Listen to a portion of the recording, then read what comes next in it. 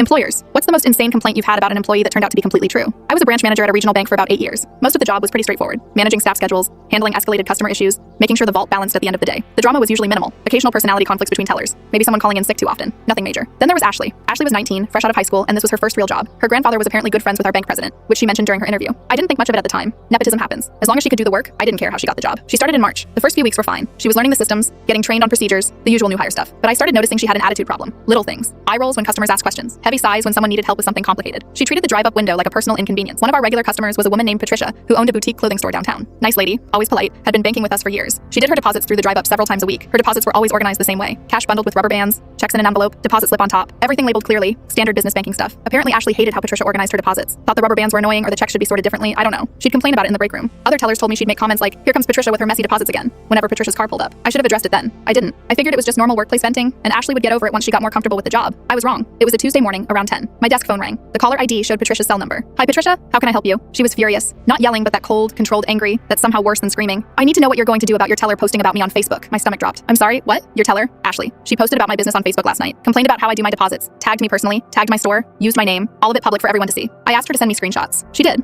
right there while we were on the phone. I pulled them up on my computer. It was worse than I thought. Ashley had written a full paragraph complaining about Patricia's deposits. Called them a nightmare to process. Said Patricia clearly didn't know how to run a business if she couldn't even organize a deposit properly. Tagged Patricia's personal Facebook profile and the store's business page. The post had been up for about 12 hours and already had comments from other people. Some of them other customers I recognized. "Patricia, I am so sorry. We will investigate this immediately and I'll call you back within the hour." I hung up and walked straight to Ashley's window. She was helping a customer. I waited until she finished, then asked her to come to my office immediately. She sat down across from my desk looking annoyed that I'd pulled her away from the window. "Did you post about a customer on Facebook last night?" She didn't even hesitate. "Yeah, Patricia and her stupid deposits. You tagged her and her business. So, it's my Facebook. I can post what I want." I stared at her. She genuinely didn't understand why this was a problem. "Ashley, that's a breach of customer confidentiality. That's a federal banking regulation violation. You can't discuss customers publicly." She rolled her eyes. "It's not that big a deal. What are you going to do about it?" "My grandfather is friends with the bank president." I picked up my desk phone. "Let's find out." I called HR first, got Janet on the line, explained the situation, asked her to conference in the bank president. She put me on hold for about 30 seconds. Then Bill, our president, joined the call. "Bill, this is about Ashley Mitchell. We have a situation." I explained everything. The Facebook post, the screenshots, Ashley's admission, her comment about her grandfather. There was a long pause. Then Bill said, very calmly, "Terminate her immediately. I don't care whose granddaughter she is. We're not risking regulatory issues over a teller who can't keep her mouth shut online." Janet added, "I'll process the termination paperwork now. Ashley needs to be escorted out of the building as soon as this call ends." The whole conversation took maybe 10 minutes. Ashley sat there the entire time, her expression shifting from annoyed to confused to panicked as she realized what was happening. I hung up. "You're terminated effective immediately. HR will mail your final check. You need to collect your personal belongings from your locker and leave. You can't do this. Your